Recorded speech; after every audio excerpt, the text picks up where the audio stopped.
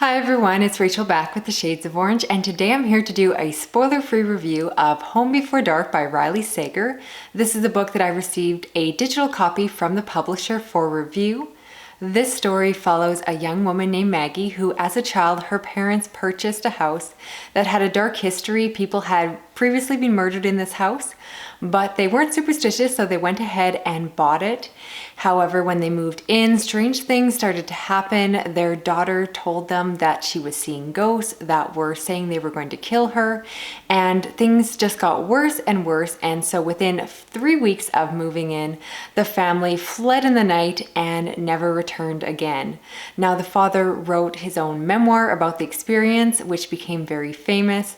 And now, as an adult, Maggie finds out that she has become the owner of that house when her father passes away. She goes to the house to fix it up and hopefully sell it, but at the same time, she uses it as an opportunity to look back at her childhood and try to figure out what happened.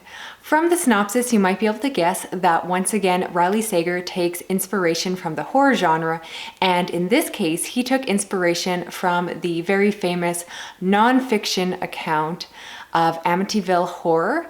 I have not read that book, and I don't believe that you need to read the book in order to enjoy this one. I think this book fully stands on its own, but you can definitely tell that the author started there as a place to begin his story, but he definitely took it in a completely different direction. Now, this story is told in two timelines, one being the present day when Maggie is fixing up the house, and then interspaced with that, you also get chapters that are written from the perspective of the father. So you get to read chapters of the book that he wrote.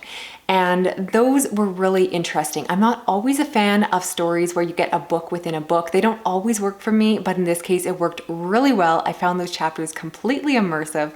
They really did feel like a separate story. I think the author did a really good job of separating the two voices. And it just felt like reading a haunted house story. It was believable and creepy, and I really loved that experience. Now, what I think the author did so well in this book is create a great unreliable narration situation, because the daughter was too young at the time when she was a child to remember the events that took place. And all we get is the father's perspective of what happened told through his book. However, we know from the daughter that she believes her father was a liar. She believes that that book was fictional. And so while we are getting to read chapters from that book, we don't know if we actually are supposed to believe that what he's telling us is happening actually took place. And I really love that setup because it was a very creepy story. But at the same time, I didn't know if I should believe it or not, and that made it a lot of fun. Now, I think at this point, Riley Sager is very aware that his books are read by a lot of seasoned thriller readers, and so he definitely goes out of his way to add in a lot of red herrings to this book. And there are a lot of twists and turns. Several times I thought I knew where the book was going, and he did surprise me. I was not able to guess the ending, and I definitely appreciate an author that can lead you down different paths. Some of his red herrings I was able to catch, and some did take me off guard. And compared to his other books, because I have at this point read Final Girls and Lock Every Door, I don't think the ending of this one worked quite as well. I promised to keep this review spoiler free, so I really won't say more, but I just think it was a good ending. But in my opinion, I had some ideas of how it could have been brilliant, and I just wish he had taken a few more chances in order to really go there.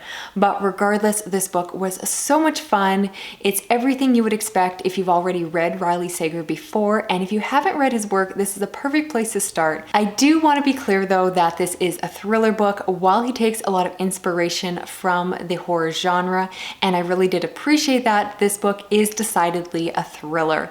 I am not always a fan of haunted house stories, but he took those tropes and made them fresh because, again, he told them in a different way.